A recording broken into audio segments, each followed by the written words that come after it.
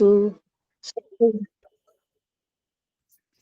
सह वीर्यं करवावहै तेजस्विनावधीतमस्तु मा विद्विषावहै।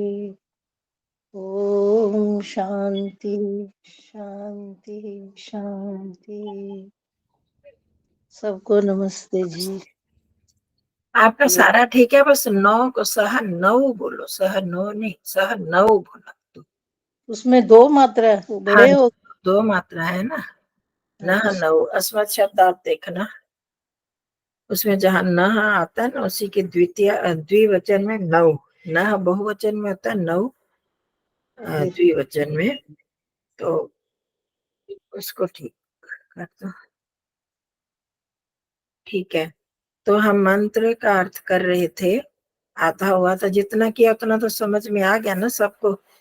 मुख्य मुख्य बातें हमने देख ली। अब इसमें शब्दों के अर्थों को देखना है। तो स्वस्ति नः मिमिताम अश्विना, अश्विना का बताया था क्या शब्द है, मूल शब्द क्या है? अश्विनौ। अश्विनौ। हाँ, जैसे अभी नौ की बात की हमने, तो द्विवचन में, तो इससे सीधी सी बात है, ये दो चीजों के लिए प्रयुक्त होता है। तो दो का जोड़ा, जहां भी दो का जोड़ा हो, और वो जोड़े कैसे होने चाहिए, दोनों का आपस में संबंध होना चाहिए। तभी वो जोड़ा, एक नहीं कि एक हम बोल रहे गधा और एक बोले वो कुछ और मछली, आपस में कोई संबंध नहीं। देखिए, जो आपस में संबंधित चीजें हों उनको उनका जोड़ा कर सकते हैं, और जिसका फिर प्रयोग होता है। देखिए, जो समाज के लिए किसी भी काम में, जो काम में आते हैं आपस में संबंधित होकर, जैसे अध्यापक शिष्य हो गए, अध्यापक और उपदेशक हो गए, गुरु शिष्य, अध्यापक उपदेशक, सूर्य चंद्रमा, प्राण अपान, जड़ चेतन दोनों ही हो सकते हैं। ठीक है, तो अब यहाँ पर सुख दुख भी हो सकते हैं।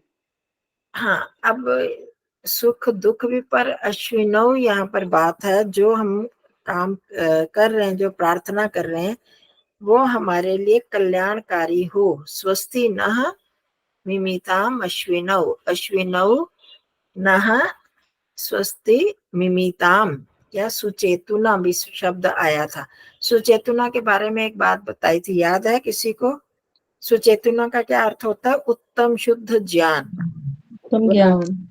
हाँ, और पदार्थ विद्या भी। तो अब इसमें क्या मैंने कहा था, एक चीज ध्यान रखनी है, ये जो उत्तम ज्ञान होती है या पदार्थ विद्या का ज्ञान है, किसको होगा?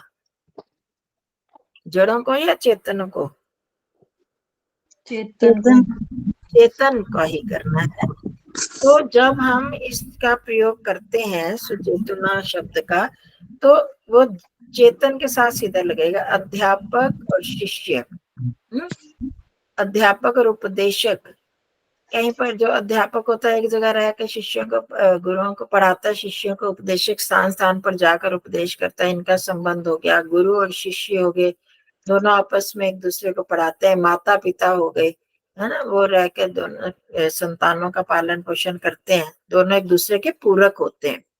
अब यहाँ पर ये जो चेतन चीजें हैं, ये क्या करेंगे? स्वस्ति करेंगे, किसी के लिए कल्याण का निर्माण करेंगे। स्वस्ति धातु स्वस्ति को धारण करवाएंगे।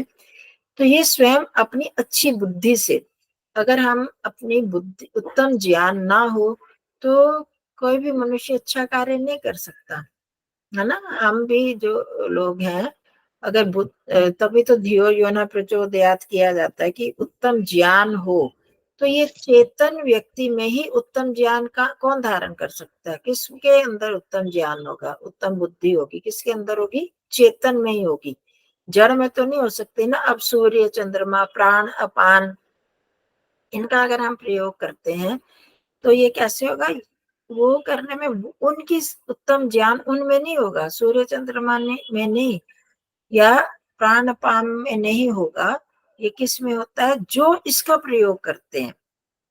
सूर्य चंद्र का प्रयोग हम सुचेतना अच्छी बुद्धि से करें, उत्तम ज्ञान से करें, कि किस प्रकार सूर्य की धूप किस प्रकार लेनी है, उदित होते हुए सूर्य की लेनी है। अब बहुत भीषण गर्मी है और सूर्य में हम बैठ जाएं, कहते हैं ना विटामिन डी मिलता है सूर्य से, तो उस समय हम उस धूप में, कड़ी धूप में बैठ जाएं तो लाभ के स्थान पर क्या होगा, हानि ही होगी।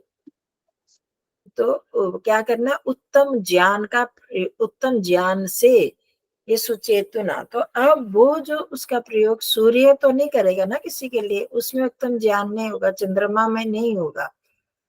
तो ये जब ये जड़ चीजों के साथ ये कोई भी प्रार्थना आती है, कुछ भी होता है, तो जो चीज चेतन के में जुड़ने वाली होती है, तो क्या करते हैं, चेतन के साथ उस विशेषण को जोड़ देंगे, सुचेतना। समझ में आया? पिछली बार भी बताया था कि जो ये उत्तम विद्या से, उत्तम व्यवहार से इस तरह की बात अगर आती है, तो हम उसको, उसका उपयोग करने वाला जो चेतन है वो अपने साथ जोड़ते हैं, फिर चेतन के साथ जुड़ता है।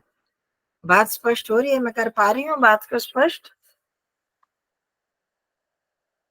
जड़ उत्तम चीज, ज्ञान हाँ, चेतन। जड़ चीज जो है वो तो उत्तम ज्ञान उसमें तो नहीं हो सकता ना। ठीक है, हाँ जी। ज्ञान किस में होता है, चेतन चीज, चेतन में ही होता है। तो जो चेतन के साथ अगर अध्यापक शिष्य है, माता पिता है, गुरु शिष्य है, इस तरह के लोग अगर आता है, तो वहां पर तो हम सीधा वो सुचेतना अच्छे उत्तम ज्ञान के द्वारा कल्याण करें। अब अध्यापक के पास जाता है शिष्य या पढ़ने के लिए जाते हैं, तो क्या करते हैं, वो तो अपने उत्तम ज्ञान के द्वारा हमको शिक्षा देंगे ना शिष्य को। गुरु भी उत्तम ज्ञान, अपने उत्तम ज्ञान से सीधा उसको शिष्य का कल्याण करेगा, उसको ज्ञान प्रदान करेगा। माता पिता अपने बच्चों का करेंगे, कल्याण करेंगे अपने उत्तम ज्ञान के द्वारा। जो माता पिता जितने अच्छे पढ़े लिखे होते हैं, उनको समझ होती है, अच्छी तरह बच्चों को पालते हैं। परंतु अगर हम यही चीज लेते हैं सूर्य चंद्रमा के साथ, तो क्या वो उत्तम ज्ञान का प्रयोग कर पाएंगे? नहीं।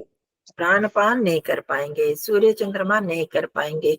वहां पर मनुष्य को जो उनका उपयोग करता है, अब हमें पता है कि जैसे दीर्घ श्वसन करना है या हम प्राणायाम करते हैं, तो किस तरह प्राण लेना है, किस तरह अपान किस तरह से छोड़ना है, ये मनुष्य ही उसका सुचेतना, अच्छी बुद्धि का, उत्तम ज्ञान का प्रयोग कौन करेगा? मनुष्य करेगा। समझ में आ गई? तो उस समय वहां पर ये जो सुचेतना शब्द उनके साथ में लगकर चेतन के साथ जुड़ेगा, जो उनका सूर्य चंद्रमा का उपयोग करते हैं। अब ये हमारे लिए कल्याणकारी हों, तो कैसे कल्याणकारी होंगे? जो हमारे स्वास्थ्य के लिए जितना उत्तम है उस हिसाब से हम उसका उपयोग करेंगे। उनका उपयोग करने वाला, प्राणपान का उपयोग करने वाला, कैसे श्वास लेना है, कैसे छोड़ना है। कहा जाता है कि जब सांस अंदर भरें तो पेट फूलना चाहिए, बाहर निकालने तो पेट अंदर पिचकना चाहिए, पर बहुत लोग उल्टी तरह से सांस लेते हैं। तो ये चीज जब होगी तो सांस और श्वास प्रश्वास जो है अपने आप तो नहीं करेंगे ना, ये सांस लेने वाला ही उत्तम बुद्धि का प्रयोग करेगा। हो गया स्पष्ट? तो जहां भी इस तरह की बात कोई आए चेतन से संबंधित, तो जैसे हम करते हैं ना, बहुत लोगों का ये प्रश्न होता है कि वेद में भी जड़ चीजों के लिए आया, उन्हें नमस्कार करते हैं, उनका वो हमारा कल्याण करें। नमः, यजुर्वेद के बहुत सारे मंत्रों में नमः नमः शब्द आता है और उनका जड़ चीजें होती हैं, जड़ों की पूजा करते हैं, जड़ को नमस्कार करते हैं। तो उसका क्या मतलब होता है? उसका जो प्रयोग ठीक ढंग से किया जाए, उस पर वहां पर ये अर्थ निकलता है। वो हमारा कल्याण अपने आप नहीं कर सकते कोई भी जड़ चीजें, हाँ वो हमारे लिए उपयोगी हैं। उनका उपयोग कैसे किया जाता है? पदार्थ विद्या से। सुचेतना में दो अर्थ बताए थे, उत्तम ज्ञान और पदार्थ विद्या के द्वारा। तो पदार्थ विद्या कैसे होगी? हर वस्तु का, आप अगर कभी स्वामी दयानंद जी के भाष्यों को पढ़ेंगे या ऋग्वेद आदि भाष्य भी पढ़ेंगे, भाष्य भूमिका, तो जगह जगह पदार्थ विद्या का ज्ञान से, अग्नि विद्या के ज्ञान, अग्नि पदार्थ जो है उसका ज्ञान करके उनका उपयोग किया जाए, ये पदार्थ शिल्प विद्या का प्रयोग करके बड़े बड़े जहाज बनाए जाए, पानी के जहाज बनाए जाए, वायु के जहाज बनाए जाए, ऐसे ऐसे बार बार लिखा है। पदार्थ विद्या में जो पदार्थ है, अग्नि है, वायु है, जल है, उनका हमें पता होना चाहिए कि उसका कैसे कैसे उपयोग किया जा सकता है मनुष्य के कल्याण के लिए। तो हमारे जो वैज्ञानिक हैं, तो वो भी पदार्थ विद्या के जानने वाले हुए ना, उन्होंने ही ये बिजली बनाकर कैसे किस तरह से हमारा कल्याण किया है इन्होंने। ये जो बिजली बनाई है, सारे काम आजकल अगर लाइट चली जाए, बिजली ना हो, तो हम कैसे अपंग से हो जाते हैं, कुछ काम नहीं कर सकते। वायु का उपयोग कैसे किया है, वायुयान इत्यादि बनाकर, पंखे कर चलाकर, एसी वगैरह से यहाँ पर ऑक्सीजन कैसे अंदर लाई जाए, बाहर फेंकी जाए, ये एग्जॉस्ट फैन वगैरह। तो ये सारी पदार्थ विद्या को जानने से, उत्तम ज्ञान के द्वारा ये हमारा कल्याण होता है। समझ में आ गई? तो अश्विनव का अर्थ हुआ कि जड़ चेतन दोनों जो दो जोड़े हैं, दो चीजों के जोड़े हैं, उनका आपस में संबंध जहां जहां पर होता है। तो इसीलिए जहां भी अश्विन शब्द आया, तो उनका एक जैसा अर्थ नहीं लिया ऋषि दयानंद जी ने। वे भाष्यों में अलग अलग तरह से उनके अर्थ लिए गए हैं, जहां पर जो संगत बैठता है वही अर्थ लिया जाता है। हो गया स्पष्ट? अब आगे आया भगः न स्वस्ति मिमीताम। भग न स्वस्ति दधातु। ऐसे भग का क्या मतलब होता है? हाँ, ऐश्वर्य। हाँ, भग शब्द है ये ऐश्वर्य, ऐश्वर्य धन। और स्वामी दयानंद जी ने क्या किया था, इसका अर्थ किया ऐश्वर्यशाली वायु, ऐश्वर्यशाली वायु उन्होंने अर्थ किया। और धन, ऐश्वर्य और परमात्मा भी भग का, आपको पता है प्रातःकालीन मंत्र पढ़ते हैं, भग एव भगवान अस्तु देवास्तेन वयम भगवंतः स्याम, आता है ना? ये हमने अर्थ किए थे। भग एव भगवान है, भगवान आप भग ही हैं, परमात्मा भग है। इसलिए परमात्मा क्यों भग है परमात्मा? क्योंकि वे ऐश्वर्यशाली है। कौन सा ऐश्वर्यशाली? हमने किए थे, समग्र से ऐश्वर्य से धर्म से यशसः श्रेय ज्ञान वैराग्य योश्चैव षण्णाम भग इतेरिना। याद है किसी को? याद हाँ, किया? ये आपने लिख के भेजा था ना? हाँ जी, हाँ जी। तो ये जो छह चीजें चीजें। भाग कही जाती हैं, तो क्योंकि सारी ये ऐश्वर्य में आते हैं। तो यहाँ पर ये जो ऐश्वर्य, अगर हम भौतिक साधनों से लेते हैं, तो वायु भी ऐश्वर्य की वृद्धि करती है। किस प्रकार से बताया कि ये स्वामी दयानंद जी का ही अर्थ है, ऐश्वर्यशाली वायु। अब कोई पहले तो किसी को नहीं पता था उस समय, उनकी दूरदर्शिता देखो, उस समय ये जहाज नहीं चले थे, ऐश्वर्यशाली वायु कैसे होगी? ये जहाज वगैरह चल के कितना, उससे कितना धन कमा रहे हैं आजकल हर देश वाले, है ना? वायुयानों से उनके धन कमाया जाता है। इसी तरह उसके द्वारा कितना व्यापार किया जाता है। एक तो लोग तो जाते ही, और व्यापार भी, सामान इधर से उधर जाता है। तो कहने का मतलब है कि ये इस तरह से वायु जो ऐश्वर्यशाली बनती है, तो वो हमारे लिए कल्याणकारी हो। वायु का उपयोग अगर हम ठीक ढंग से करते हैं, पदार्थ विद्या को जानने वाले, जैसे यज्ञ आदि किए जाते हैं, तो उससे भी तो वायु हमारे लिए कल्याणकारी होती है ना। यज्ञ से, यज्ञ का धुआं वायु के द्वारा ही एक स्थान से दूसरे स्थान पर जाता है। जो हम उसमें पदार्थ डालते हैं, उनके गुण वायु के द्वारा एक जगह से दूसरी जगह पर जाते हैं। और कहते हैं कि पहले जमाने में बहुत बार अगर शत्रुओं का नाश करना होता था, शत्रुओं को नष्ट करना है, तो वायु का प्रवाह इस तरह से कर दिया जाता था, उसमें जहर मिलाकर वायु उस तरफ भेजी जाती थी। जहरीली वायु। आपको वो गैस का, जो भोपाल गैस कांड हुआ था, वहां पर क्या था, बहुत सारे लोग मरे थे ना? हाँ जी, भोपाल में ना जी। हाँ जी, याद है किसी को? नहीं? हाँ जी। हाँ जी, हाँ जी। कार्बाइड, कार्बाइड वाला क्या था वो? सर, सोमवार को क्लास हुई थी। हाँ, तो उसमें क्या था, ये वायु ही तो दूषित होके गई थी, उससे कितने लोग मर गए थे। जहां जहां वो वायु गई कार्बाइड वाली, तो वहां वहां पर लोगों की मृत्यु हुई, उनका नाश हुआ ना। तो वो जो वायु थी, वो उसने वो ऐश्वर्यशाली वायु नहीं थी, वो सुचेतुना, अच्छे लोगों के द्वारा, अच्छे ज्ञान के द्वारा उसका प्रयोग नहीं किया गया। उस वायु का प्रवाह जो है विषैली वायु थी। तो ये जो वायु है ऐश्वर्यशाली हो, हमारे लिए कल्याण करने वाली हो, ये जो ऐश्वर्यशाली वायु भग जो ये, और साथ में जो सारे 6 चीजें हमने बताई, भग ऐश्वर्य जो है वो भी हमारे लिए कल्याण करने वाला हो। बहुत लोगों के पास ऐश्वर्य होता है, धन दौलत इत्यादि होते हुए भी कल्याणकारी नहीं होता, उससे वे दूसरों का नाश करते हैं। अब चीन ने क्या किया, उसके पास साधन थे, ऐश्वर्य था, उसके पास बहुत कुछ, चीन ने काफी उन्नति की है, पर उसने जो कहा जाता है, कहाँ तक सत्य है हम तो नहीं जानते, कि कोरोना का, कोविड वगैरह जो उसका उत्पत्ति, उसका वो वायरस इन्होंने ही किया, और उससे ही सारे संसार को नुकसान पहुंचा। तो अब उस चीज को, बुद्धि का तो है प्रयोग उनके पास ऐश्वर्य भी, पर उसका उपयोग किया गया सुचेतना के द्वारा नहीं, कुचेतना के द्वारा, गलत ज्ञान के द्वारा, उसका दूसरों का नुकसान करने के लिए उसका प्रयोग किया गया।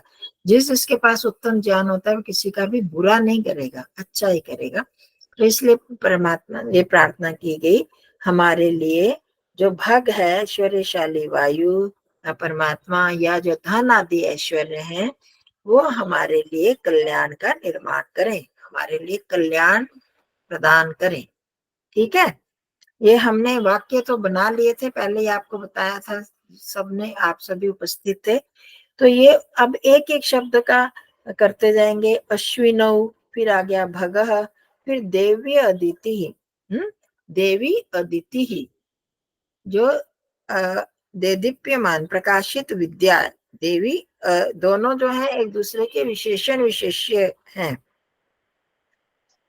तो प्रकाश, जो सही विद्या है, प्रकाशित विद्या, प्रकाशिता विद्या है, अखंड विद्या, वो हमारे लिए कल्याणकारी हो। अदिति, अदिति ही देवी, और इसको अलग भी किया जा सकता है वैसे, दिव्य गुणों से युक्त, जो अदिति ही पृथ्वी को भी बोलते हैं। ठीक है, अदिति ही परमात्मा को भी बोलते हैं, आदित्य को भी कहते हैं, और विद्या को भी कहते हैं। तो ये जो सारी चीजें हैं दिव्य गुणों से भरपूर, ये पृथ्वी है, ये देवी अदिति अगर करेंगे, पृथ्वी के साथ देवी को जोड़ते हैं, अगर हम अदिति का अर्थ पृथ्वी करते हैं, तो दिव्य गुणों से युक्त पृथ्वी, वो तो हमको पता है पृथ्वी में कितने दिव्य गुण हैं, वो किस प्रकार से सारे उससे अलग अलग प्रकार की फसलें, वनस्पतियां, फल फूल उगते हैं, अलग अलग स्वादों वाले। तो कितनी दिव्यता है उसमें, उसमें जल, उसके अंदर जल है, उसमें धारण करने की शक्ति है। तो हम पृथ्वी का उपयोग कैसे करें, उसका दोहन करें, शोषण नहीं करें, मतलब कि उसका इस तरह से प्रयोग किया जाए, फसलें इस प्रकार से उगाई जाए कि दोबारा से फिर उसमें उगाई जा सके। आप पिछले दिन आपको याद होगा, जो सफेदे के पेड़ पहले बहुत लगाए जाते थे शुरू शुरू में, है ना, जब विदेशों से आया सफेदे का पेड़, तो लोग, बहुत लोग, क्योंकि बहुत जल्दी उग जाते हैं, ये इसकी लकड़ी काम आएगी, ये होता है वो होता है।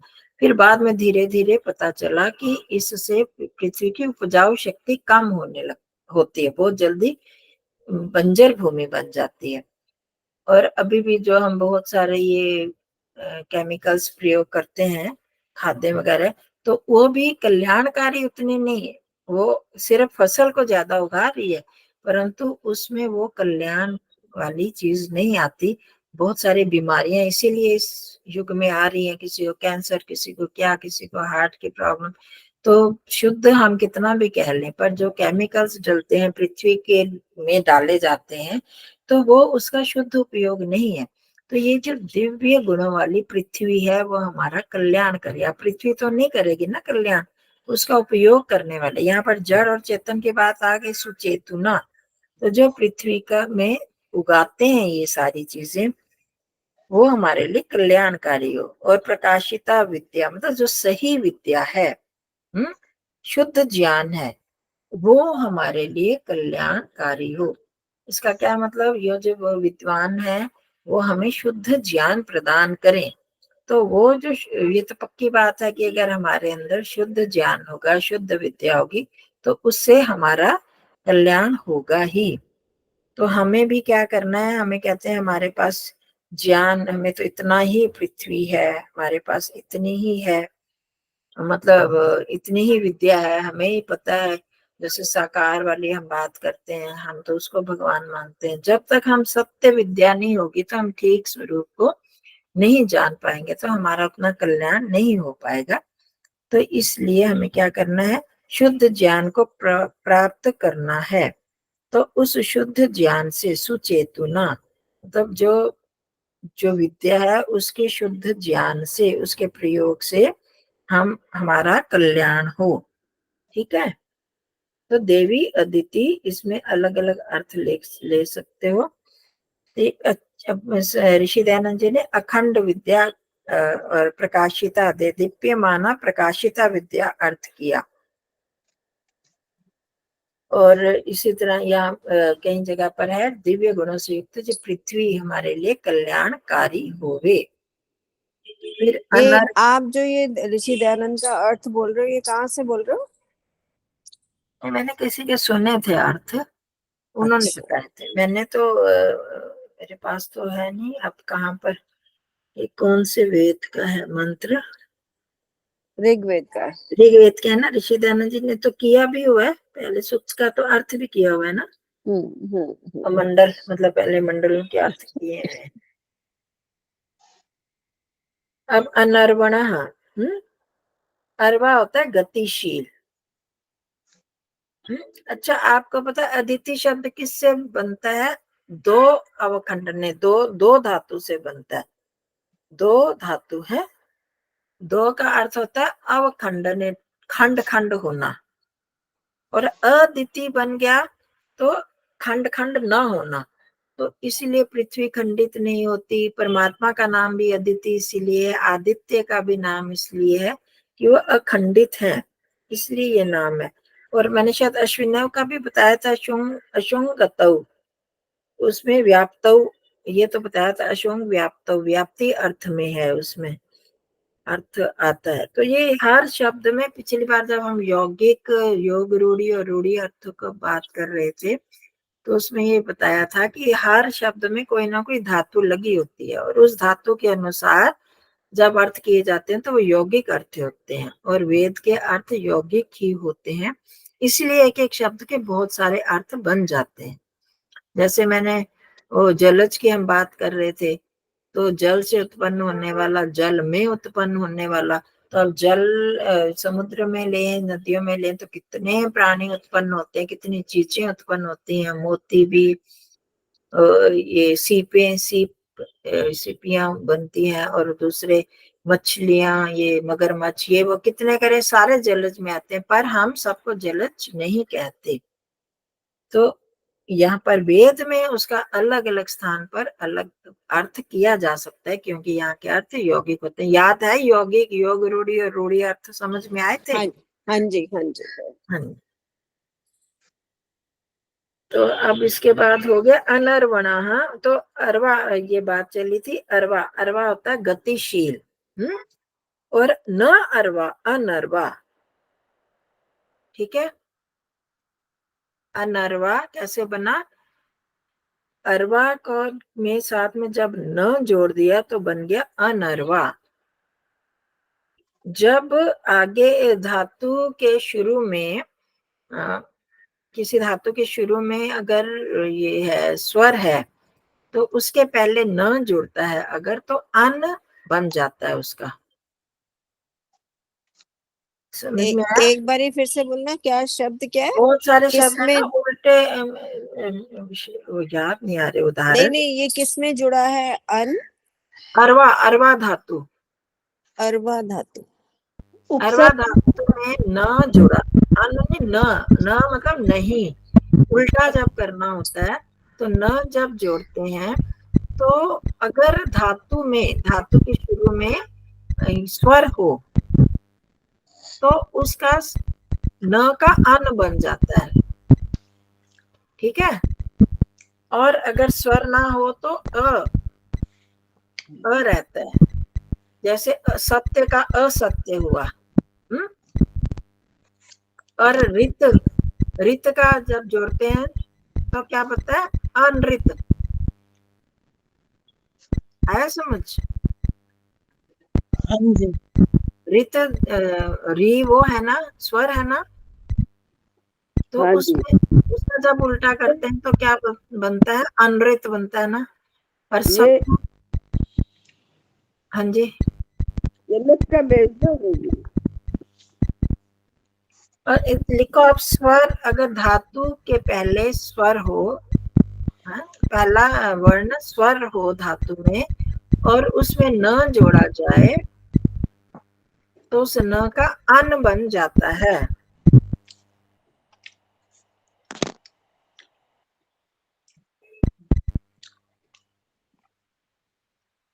और दूसरे शब्दों में कहें तो स्वर से शुरू होने वाली धातु में अगर न जोड़े तो अन बनता है। जैसे अरवा का में न जमा अरवा, अनरवा। और इसी तरह रित, रित न जमा रित, अनरित।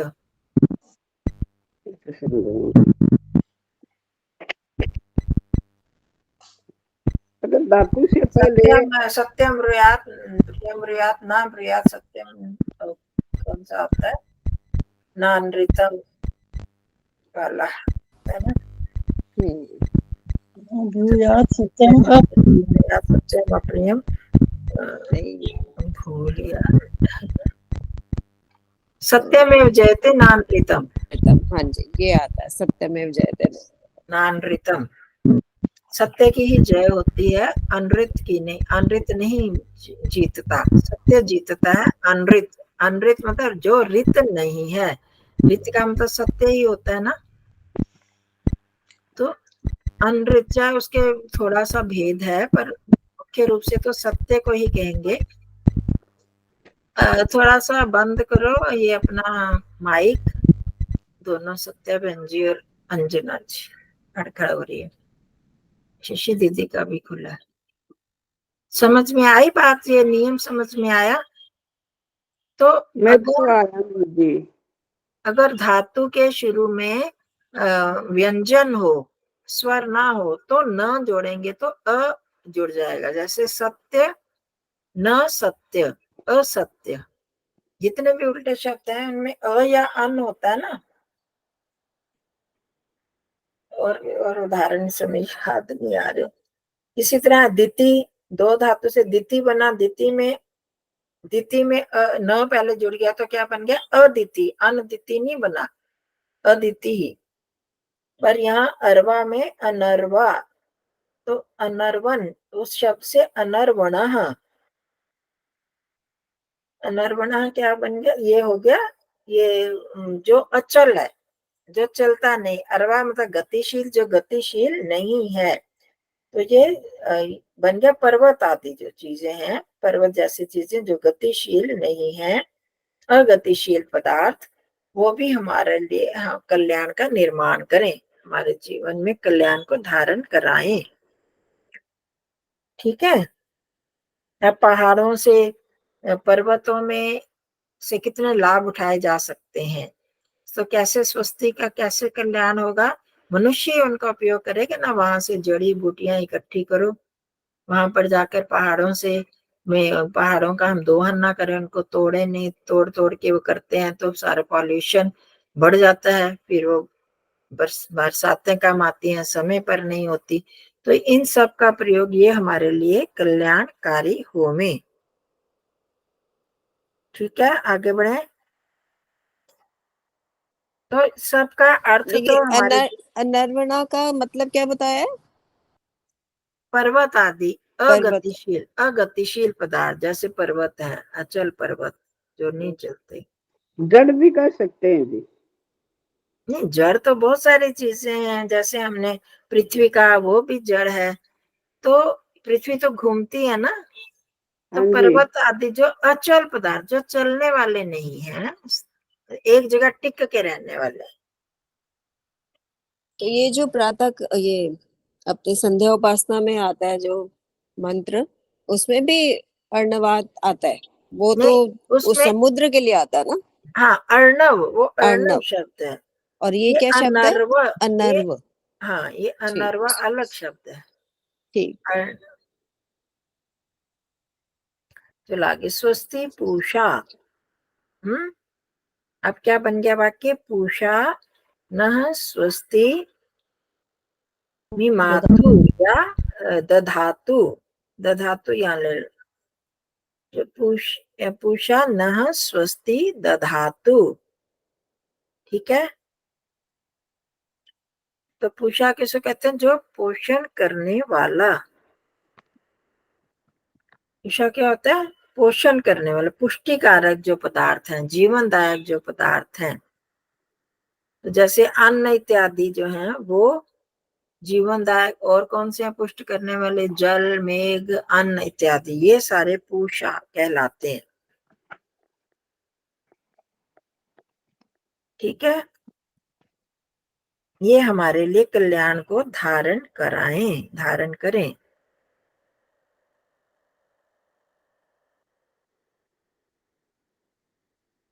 आगे,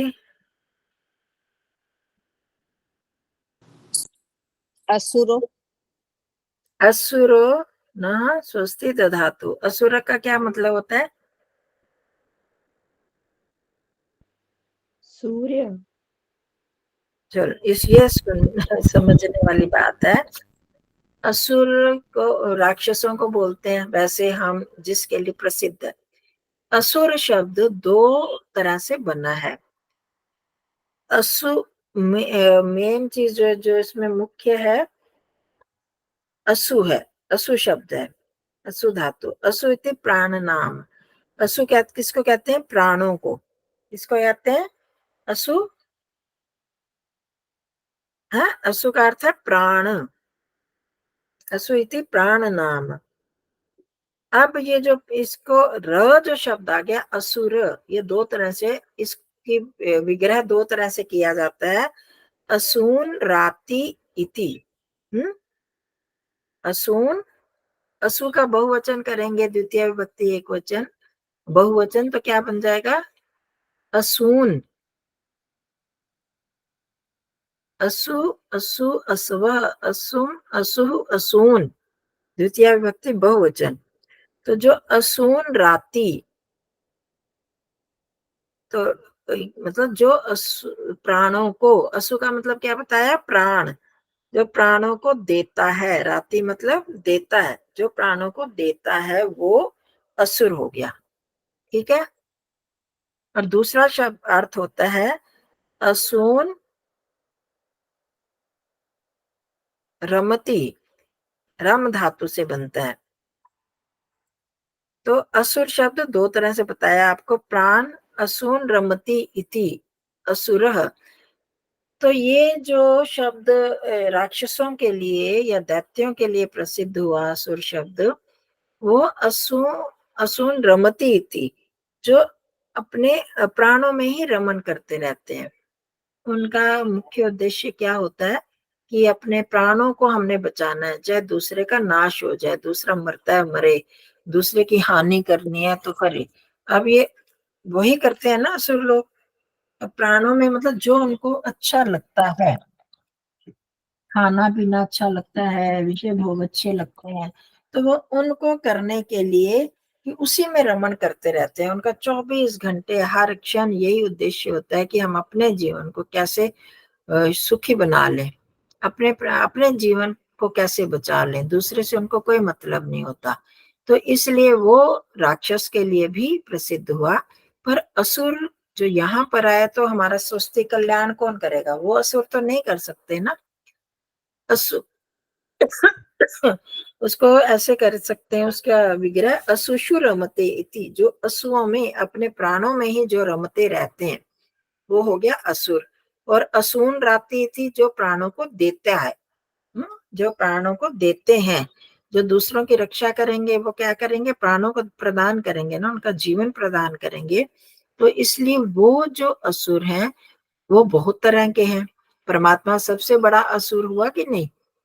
वो हमें प्राण देते हैं। मेघ को असुर कहा जाता है, और जल में जो बहुत सारे ये आपके वेद में मंत्र आते हैं। इंद्र, खासकर जहाँ पर इंद्र देवता होता है, वृत्रासुर, वृत्रासुर का नाम सुना है पुरानी हाँ जी, कहानियों में, हाँ जी, जहाँ सुना। पर वो वृत वक्रासुर के वित्रासुर, वृत्र वृत्र वो वृत्र जो होता है जिनको, झटकने वाला। हाँ, जिनको वो था टेढ़े मेढ़े वाले, वो उनको ही बात कर रहे नहीं हो? नहीं नहीं, वो अष्टावक्र वो थे। अष्टावक्र थे। वृत्रासुर, वैसे वृत्र होता है ढकने वाले। ये इंद्र के लिए कहा जाता है कि इंद्र ने वृत्रासुर का वध करने के लिए वो हड्डियां मांगी उससे। कौन सा ऋषि था? ददाती ददाती। हाँ, दधीची, दधीची दधीची दधीची। हाँ जी। दधीची ऋषि से उनकी हड्डियों का वो बनाया। ये तो सब अलंकारिक वर्णन है। असली चीज क्या है कि जो मेघ है, मेघ को वृत्रासुर कहा जाता है। जो असुर क्या है? जो जीवन को देता है, जीवन को देने वाला हो गया जल, मेघ है। अब उस जल को जो ढक देते हैं, कौन ढकते हैं? मेघ ही ढकते हैं ना जल को।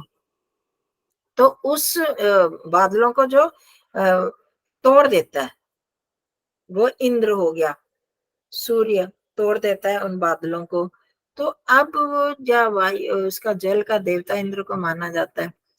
तो ये कहानियां ऐसे बना दी गई अलंकारिक।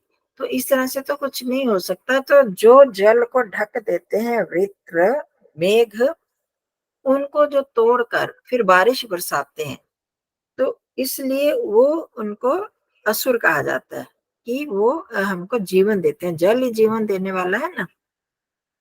तो असून राति इति मेघ, जो प्राण को जो देता है वो मेघ या जल, इसको कहा गया।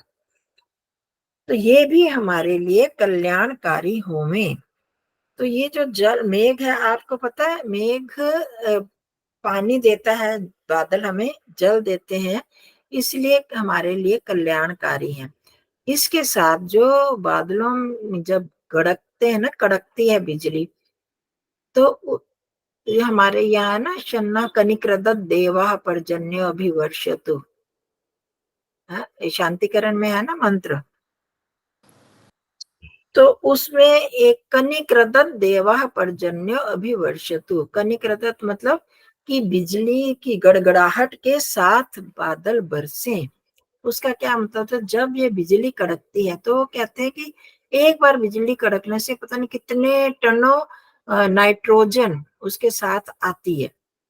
और उससे पेड़ पौधों में पानी के साथ साथ नाइट्रोजन भी उत्पन्न होती है, जो कि किसी भी तरीके से आर्टिफिशियल नाइट्रोजन करते हैं तो कितने पैसा खर्च होता है। तो बिजली जब कड़कती है, उससे जल आता है, तो वो हमारे लिए और भी लाभकारी होता है। नाइट्रोजन भी जो ये इसमें दालों वगैरह के पौधों में और ज्यादा, अब आपको पता है कि नाइट्रोजन ये डाली जाती है ना पेड़ पौधों में, खेती करते हुए नाइट्रोजन खाद डाली जाती है, जिसको यूरिया शायद कहते हैं। वही है, यूरिया वाली है शायद नाइट्रोजन। तो उससे नाइट्रोजन बहुत उपयोगी है हमारे जीवन के लिए, परंतु ये आर्टिफिशियल होती है। तो जब ये बादल गरजते हैं और उसके साथ बारिश आती है, तो वो नाइट्रोजन हमारे लिए बहुत लाभकारी होती है। तो इसलिए यहाँ कहा कि वो जो बादल है हमारे लिए कल्याण स्वस्ति नः स्वस्ति दधातु, हमारे लिए कल्याण का धारण करवाए है। तो ये बादल ठीक समय पर बरसे और ठीक तरह से बरसे, तो इनसे हमारा कल्याण होगा। हो गया ठीक। असुरो, तो ये असुर जो है, अच्छे जो विद्वान लोग हैं वो भी असुर हो सकते हैं। हमारे माता पिता भी असुर हो सकते हैं, क्योंकि वो हमारे प्राणों को धारण करवाते हैं। परमात्मा सबसे बड़े असुर हैं। और यहाँ पर जल इत्यादि के लिए कहा कि जो हमको जीवनदायक जल इत्यादि है, वो हमारे कल्याण को धारण करें, हमारे लिए कल्याण करें। फिर आया द्यावा पृथ्वी न सुचेतुना स्वस्ति दधातु। ये द्युलोक और पृथ्वी लोक, द्यावा पृथ्वी, द्यू और पृथ्वी, ये आपने ये शब्द इसमें दो चीजें आ जाते हैं। द्युलोक में जितने भी प्रकाशित लोकांतर है, प्रकाशित अपने आप स्व प्रकाशमान जितने से सूर्य इत्यादि हैं, वो हो गया, वो द्यू में आ गया द्यावा। और पृथ्वी जो है अप्रकाश, जो प्रकाश रहित है, जहां पर हम रह रहे हैं, इस तरह के जो स्थान है, तो ये सारे द्यावा पृथ्वी में आ जाते हैं। कहने का मतलब कि ये द्यावा पृथ्वी दो शब्दों का प्रयोग करके सब स्थानों का, सर्वत्र सर्वत्र का उपयोग हो गया। वेद मंत्र में बहुत सारे ऐसी चीजें आती हैं, यतो यथा समीय से ततो अभयम कुरु। तो जहां जहां पर प्रभु आप हैं, वहां वहां से हमें अभय करो, मतलब जहां जहां कहाँ है प्रभु, प्रभु सभी जगह है। इसी तरह जो द्यू और पृथ्वी दो ही चीजें, प्रकाशमान और अप्रकाशमान, जिनको दूसरे ग्रहों से प्रकाश मिलता है, जैसे सूर्य से पृथ्वी पर को भी प्रकाश मिल रहा है, चंद्रमा को भी मिल रहा है, बहुत सारे दूसरों ग्रहों को। तो ये दोनों चीजें जो हैं वो हमारे लिए कल्याणकारी, अर्थात सभी सारे पदार्थ जो हमारे लिए उत्तम ज्ञान से हमारे पर प्रकाश करें, हमारा कल्याण करें, प्रकाश नहीं क्षमा करें, कल्याण करें। तो ये द्यावा पृथ्वी अपने आप नहीं करेंगे, हम इन सब पदार्थों का ठीक प्रकार से उपयोग करके तो हम क्या कर सकते हैं, स्वस्ति का निर्माण कर सकते हैं, कल्याण का उपयोग कर सकते हैं। जैसे कि पहले भी बताया आपको, तो वहां पर भी यही चीज आई, सब जगह यही बताया कि जहां भी जड़ जड़ चीज आती है, वहां पर हमने अपने आप उनका उपयोग अपने कल्याण के लिए करना है। अच्छा, आप लोगों ने गीता के श्लोक तो कुछ सुने होंगे ना, वहां पर असु शब्द का प्रयोग आता है। गतासोश्च गतासोना गतासोश्च किम अनुशोचति पंडितः न अनुशोचन्ति पंडितः। है सत्या बहन जी, आपको तो पता होगा, ना जी। ये दूसरे अध्याय में आता है। इनको बोलते हैं, कृष्ण जी अर्जुन को कह रहे हैं, जो पंडित लोग हैं, विद्वान लोग हैं, जिनके गतासून अगतासूंश्च, गतः अस्वः येषां ते, जिनके प्राण चल निकल गए हैं उनको, और जिनके प्राण नहीं निकले उनके लिए, न गता अस्वः येषां ते। अभी ये कह रहा था ना, गतासून अगतासूंश्च, ग आ गया तो अब अगत बन गया, उल्टा उसके लिए। तो जिनके प्राण निकल गए हैं और जिनके प्राण नहीं निकले, या ये मैं आप बताना चाह रही हूँ, असु शब्द का अर्थ कि प्राण, ये गीता में भी आया। श्री कृष्ण जी अर्जुन को कह रहे हैं कि जो पंडित लोग हैं, ना उनका शोक करते हैं जिनके प्राण निकल गए, अर्थात जो मर गए, और ना उनका शोक करते हैं जो जीवित है। क्योंकि अर्जुन जीवितों का ही अभी शोक कर रहे थे कि अभी वो मर जाएंगे, ये होगा वो होगा। तो अर्जुन जी कृष्ण जी समझा रहे कि पंडित लोग, विद्वान लोग हैं, जो इस तरह से शोक नहीं करते मनुष्यों के लिए, कि जिनके प्राण चले गए उनके भी और जिनके नहीं गए उनके भी के लिए भी शोक नहीं करते। तो यहाँ वहां भी गतासून अगतासून, गत असून, गत और असून में क्या आ गया, संधि हो गई ना, दीर्घ संधि, अ मिला तो गत जमा असून। समझ आ रहा है, गत अ और दोनों अ मिले तो गतासून बन गया, बराबर। अगतासून। तो कहने का मतलब कि असु शब्द का प्रयोग प्राण के लिए होता है। तो असुर, असून राति इति असुरा, ये अच्छे अर्थ में प्रयोग हो गया, ठीक है। और गलत अर्थ में क्या आ गया, असुषु रमते इति, जो अपने प्राणों में ही रमन करता रहता है, उन्हीं में खोया रहता है, उन्हीं को ही जीवित रखने के लिए, प्राणों को ही खुश करने के लिए करता रहता है, वो हो जाते हैं गलत अर्थ में, वो निंदित अर्थ में है, जो कि दैत्य या असुर राक्षसों के अर्थ में प्रयोग हुए। तो हमें पता है, जो राक्षस, जितने भी राक्षस इसलिए कहे जाते हैं क्योंकि वे अपने ही प्राणों को बचाने में लगे रहते थे। वो उपनिषद की कथा भी आप लोगों ने सुनी, बहुतों ने सुनी होगी, कि वो जो थे असुर राक्षस, वो चिढ़ते थे कि ये हमेशा ही पहले देवताओं को वो क्यों करते हैं, जब भी भोजन करते हैं या सम्मान करते हैं तो पहले देवताओं का करते हैं, असुरों का नहीं करते। फिर उन्होंने ऐसे उनकी डंडियां बांध दी थी। तो उस समय भी क्या हुआ, जो देवता लोग थे उन्होंने क्या किया, उन्होंने अपने पारी बना ली 2 लाइनें और उनको खिलाने लगे। सामने वालों को, वो सामने वाला उनको खिलाता था। इस प्रकार उनका खाना तो चल गया। अब ये जो राक्षस थे वो, उन्होंने दूसरे को देना तो सीखा नहीं था, अपने ही प्राणों में रमन करते रहते थे। तो इसलिए वो जब खाने लगे तो सीधा वो ये मूर्ति नहीं है तो वो सीधा मूर्ति नहीं थी जी। हाँ, पीछे पीछे जाता रहा उनका।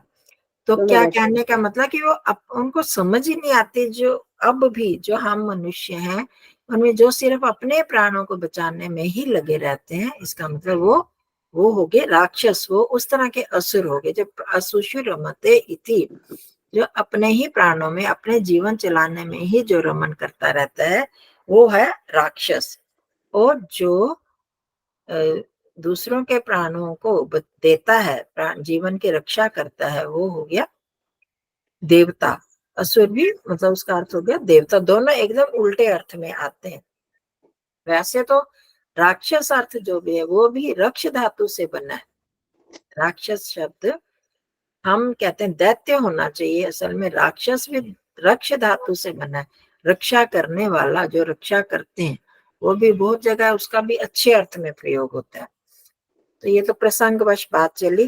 तो कहने का मतलब ये कल्याण की प्रार्थना अलग अलग ढंग से इन मंत्रों में की गई है। तो जड़ और चेतन दोनों प्रकार के पदार्थों से कल्याण की प्रार्थना की। और अगर हम चाहें तो इन सब शब्दों का अर्थ हम परमात्मा के लिए भी ले सकते हैं। अश्विना, जो हमको प्राण पान देने वाला है, भग ऐश्वर्यशाली परमात्मा, देवी दिव्य गुणों से युक्त अदिति ही जो अखंड होने वाला परमात्मा है, अनर्वणा जो अचल है स्थिर परमात्मा है, पूषा सबका पोषण करने वाला परमात्मा, असुरा सबको जीवन देने वाला, और द्यावा पृथ्वी में व्याप्त परमात्मा उत्तम अपने उत्तम ज्ञान द्वारा हमारा कल्याण करें, हमारे लिए कल्याण का निर्माण करें, हमारे कल्याण को धारण करें। तो परमात्मा संबंधी अर्थ भी हम कर सकते हैं, पर ज्यादा तो एक एक शब्द का अर्थ जैसे बताया है उस तरह से हम करें कि ये सब तरह से हम जो जड़ पदार्थों का प्रयोग ठीक तरह से करते हुए अपना कल्याण करें। सुचेतुना, जहां भी कल्याण की बात आएगी वहां पर सुचेतु हो ना हो, हमें अंडरस्टूड है एक ही चीज का प्रयोग। हम अगर बुरा, हमें उत्तम ज्ञान नहीं है, ठीक हमारी बुद्धि ठीक नहीं चल रही, तो उससे हम कल्याण ना अपना कर सकते हैं ना ही दूसरों का कर सकते हैं। तो वहां भी उत्तम बुद्धि, उत्तम प्रयोग, हर चीज का उत्तम प्रयोग करना आना चाहिए। ठीक प्रयोग जब आएगा तभी किसी भी वस्तु का स्वयं भी कल्याण कर सकते हैं, दूसरों का भी कल्याण किया जा सकता है। ठीक है। ठीक है। तो बड़े डीप मीनिंग है वैसे इसके, देखा जाए तो बड़ा मुश्किल हाँ, है। वेद पढ़ना तो बहुत मुश्किल है। बहुत मुश्किल है। आचार्य जी, हाँ जी। वो जो आपने बोल रहे थे ना, नरुणा नरुणा, ये इनके एक दो उदाहरण से लिख कर भेज दोगे? हाँ, भेज दो। अभी भी मैंने बीच में क्या बोला था? आचार्य जी, सोमवार को क्लास हुई थी? नहीं हुई थी, नहीं हुई थी। नहीं, धन्यवाद। सोमवार नहीं हुई थी क्लास। सोमवार को मैं रास्ते, हाँ वहाँ थी ना, वहां पर हरिद्वार।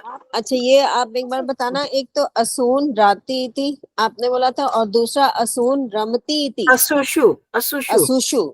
हाँ, प्राणों में जो रमन करता है। असुषु। असुषु मतलब सप्तमी आनी चाहिए ना। प्राणों में, ठीक है। हाँ, रमन करता है। अब एक वचन लगाएं तो रमते और बहुवचन लगाएं तो रमनते। तो एक वचन में लगा रमते इति। तो ये किस तरह से शब्द बनते हैं, एक ही शब्द से उल्टे उल्टे अर्थ कैसे आ जाते हैं। ये तो कभी सोचा ही नहीं था कि असुर का शब्द ये भी होता है।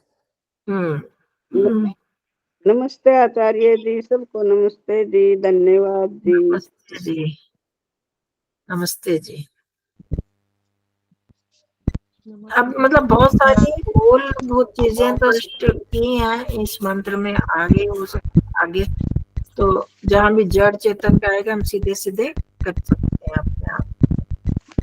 ठीक है जी, चलो हाँ जी, ठीक है जी, धन्यवाद जी। अब एकदम अगले अगले सोमवार क्या करेंगे? सोमवार क्या बोलते हो, मंत्र करें वो करें, पाठ करें, जो कहोगे।